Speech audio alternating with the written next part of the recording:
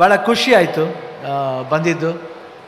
So ಚೆನ್ನಾಗಿ enjoy ಮಾಡಿ ನನಗೆ ಭಾಳ ಹೆಮ್ಮೆ ಅನಿಸಿದೆ. ಇವತ್ತು ಲಿಸ್ಟ್ ನೋಡ್ತಾ ಇದ್ದೆ, ಶ್ರೀರಂಗಪಟ್ಟಣದಲ್ಲಿ ಬರೋರು ಎಲ್ಲ ಒಂದು ಈ ಆದಮೇಲೆ ಎಲ್ಲ ಸಿಂಗರ್ಸ್ ಬರ್ತಾ ಇರೋದು, ಇಲ್ಲ ಮ್ಯೂಸಿಕ್ ಡೈರೆಕ್ಟರ್ ಬರ್ತಾ ಇರೋದು, ಪಕ್ಕ ನಮ್ಮ ಕನ್ನಡಿಗರು ಬರ್ತಾ ಇರೋದು ನಮ್ಗೆ ಭಾಳ ಹೆಮ್ಮೆ ಅನಿಸ್ತಾ ಇದೆ.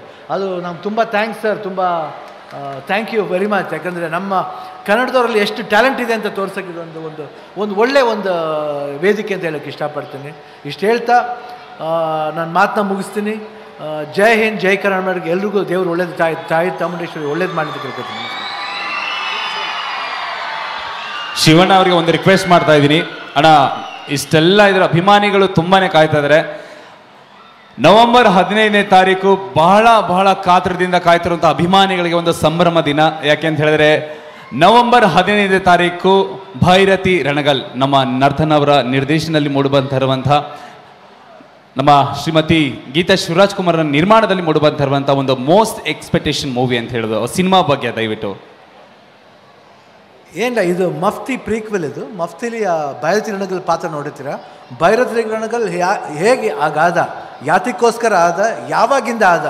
ಕೆಲವು ಟೈಮ್ ಏನು ಮಾಡ್ತೀವಿ, ಅವನು ಬೆಳೆದ ಮೇಲೆ ಆಗ್ತಾನೆ, ಬಟ್ ಅವನ ಚೈಲ್ಡ್ಹುಡ್ಡಿಂದ ಅವನ ಧ್ಯೇಯ ಏನು, ಅವ್ನು ಯಾರಿಗೋಸ್ಕರ ಬದುಕ್ತಾನೆ, ಯಾತಕ್ಕೋಸ್ಕರ ಬದುಕ್ತಾನೆ, ಯಾರಿಗೋಸ್ಕರ ಬದುಕ್ತಾನೆ ಅನ್ನೋದೇ ಈ ಸಿನಿಮಾ. ನಿಮ್ಮ ನೋಡಿದಾಗ ತುಂಬ, ನೀವು ಬಂದು ನೋಡಿದಾಗ ಸಿನಿಮಾದಲ್ಲಿ ನೀವು ಕನೆಕ್ಟ್ ಆಗ್ತೀರ. ಅಂದರೆ ಪ್ರತಿಯೊಂದು ಪಾತ್ರಗಳಿರ್ಬೋದು, ಈಗಿನ ಜನ್ರೇಷನಲ್ಲಿ ಏನೇನು ಬೇಕೋ, ಏನೇನು ನಡೀತಾ ಇದೆಯೋ ವ್ಯವಸ್ಥೆಯಲ್ಲಿ, ಅದೆಲ್ಲ ನೀವು ಈ ಸಿನಿಮಾದಲ್ಲಿ ನೋಡ್ಬೋದು.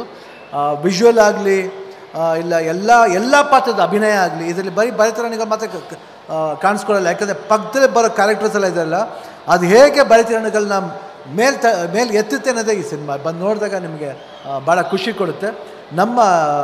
ನಮ್ಮ ನಿರ್ಮಾಣದ 2ನೇ ಚಿತ್ರ ಗೀತಾ ಪಿಕ್ಚರ್ಸ್ಲಿ ವೇದ ಮಾಡಿದ್ದು. ಅದಾದಮೇಲೆ ಇವಾಗ ಇದು ಮಾಡ್ತಿರೋದು 2ನೇ ಸಿನಿಮಾ ಭೈರತಿ ರಣಗಲ್. ಎಲ್ಲರೂ ಬಂದು ನೋಡಿ ನವೆಂಬರ್ 15th ಆ್ಯಂಡ್ ಆಶೀರ್ವಾದ ಮಾಡಿ.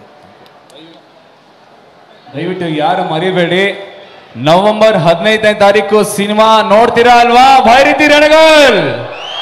ಶಿವಣ್ಣ ಅಲ್ಲಿಂದ ನೀವು ಬಂದಿದ್ದೀರಾ ಅಂತ ತುಂಬಾನೇ ಕಾಯ್ತಾ ಇದ್ರು. ಶಿವಣ್ಣನಿಂದ ಏನಾದ್ರೂ ಒಂದು ಎಕ್ಸ್ಪೆಕ್ಟ್ ಮಾಡ್ತಾರೆ. ಸೊ ಅದಕ್ಕೋಸ್ಕರ ನಿಮ್ಮಿಂದ ಒಂದು ಡೈಲಾಗ್ ಏನಾದ್ರು. ಡೈಲಾಗ್ ಬೇಡ, ಅದು ಡೈಲಾಗ್ ಕೇಳಿರ್ತಾರೆ. ಆ್ಯಕ್ಚುಲಾಗೆ ನಾ ತಾಳ್ಮೆ ಕಳ್ಕೊಂಡಾಗ್ಲೆಲ್ಲ ಎಷ್ಟೋ ಜನ ತಲೆಗಳನ್ನ ಕಳ್ಕೊಂಡ್ಬಿಟ್ಟಿದ್ದಾರೆ. ಹಸಿದಾಗ ಅನ್ನ, ದಣಿದಾಗ ನೀರು, ಕೊಡದಿದ್ದ ಮೇಲೆ ಏನ್ ಚಂದವೋ ಏನ್ ಚಂದವೋ, ಕೈಯಿದ್ದು ದಾನ, ಮನಸ್ಸಿದ್ದು ಪ್ರೀತಿ, ಕೊಡದಿದ್ದ ಮೇಲೆ ಏನ್ ಚಂದವೋ ಏನ್ ಚಂದವೋ, ಭೂಮಿ ತಾಯಿ ತಂದ ಬೆವರಿನ ಸಿರಿ, ಹಂಚಿಕೊಂಡು ತಿನ್ನದೇ ಇದ್ರೆ ಏನ್ ಚಂದವೋ ಏನ್ ಚಂದವೋ, ಶಿವನು ಕೊಟ್ಟ ಆಸ್ತಿ ಭೂಮಿಯ ಸಿರಿ, ಅವನ ಆಸ್ತಿ ನನ್ನದೆನ್ನೋದು ಏನ್ ಚಂದವೋ ಏನ್ ಚಂದವೋ.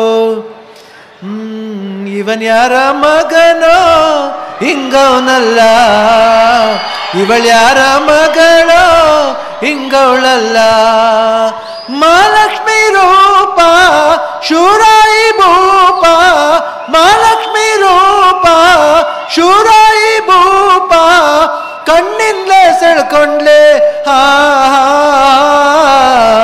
ಇವನ್ ಯಾರ ಮಗನೋ ಹಿಂಗವನಲ್ಲ, ರಾಜ್ಕುಮಾರ್ ಮಗನು ಶಿವರಾಜ್ ಕುಮಾರ್.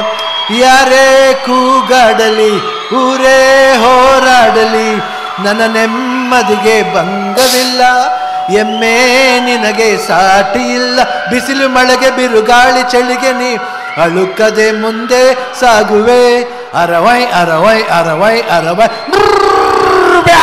ಯಾರೇ ಕೂಗಾಡಲಿ ಊರೇ ಹೋರಾಡಲಿ, ಬೊಂಬೆ ಹೇಳುತ್ತೈತೆ ಮತ್ತೆ ಹೇಳುತ್ತೈತೆ, ನೀವೇ ರಾಜಕುಮಾರ. ಜಾಹಿಂದ್. Thank you Shivanna. ಶಿವಣ್ಣ ಅವರಿಗೆ ಇನ್ನೊಂದು ಹೆಸರೇ ಯಂಗ್ ಅಂಡ್ ಎನರ್ಜೆಟಿಕ್ ಹೀರೋ. ನಮ್ಮ ಪ್ರೀತಿಯ ಶಿವಣ್ಣ ಅವರಿಗೆ ಬರಲಿ ಜೋರದ ಚಪ್ಪಾಳೆ. ನಾವು ಶಿವಣ್ಣ ಅವರ ಸಿನಿಮಾದ ಹಾಡಿನಿಂದನೇ ಅವರಿಗೆ ಹಾರೈಸ್ತಾ ಇದ್ದೀವಿ. ಶುಭವಾಗತೈತಮ್ಮ, ಗೆಲುವಾಗತೈತಮ್ಮ, ಭೈರತಿ ರಣಗಳಿಗೆ ಶುಭವಾಗಲಿ, ಗೆಲುವಾಗಲಿ, ವಿಜಯಲಕ್ಷ್ಮಿ ಒಲಿದು ಬರಲಿ. ಬಂಧುಗಳೇ, ನಮ್ಮ ಜಿಲ್ಲೆಯ ಹೆಮ್ಮೆಯ ಕಂದನಿಗೆ ಗೌರವವನ್ನು ಸಲ್ಲಿಸುವಂತಹ ಕ್ಷಣ ಇದು. ಕುಮಾರ ಹನ್ವಿತ್ ಜಿ ಸ್ವಾಮಿ ಅವರಿಗೆ ಜಿಲ್ಲಾಡಳಿತ ಮಂಡ್ಯ ಜಿಲ್ಲೆ ವತಿಯಿಂದ ಸನ್ಮಾನ.